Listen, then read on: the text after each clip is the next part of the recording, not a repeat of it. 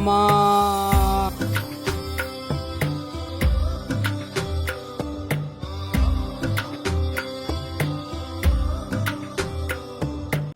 ఆకలితో నువ్వు పస్తుంటే నీడొక్కలు ఎండిపోయేరా. చెట్టు చెట్టుకే చెబుతున్నా నీ గడుపు నింపమని నా కొడుకా.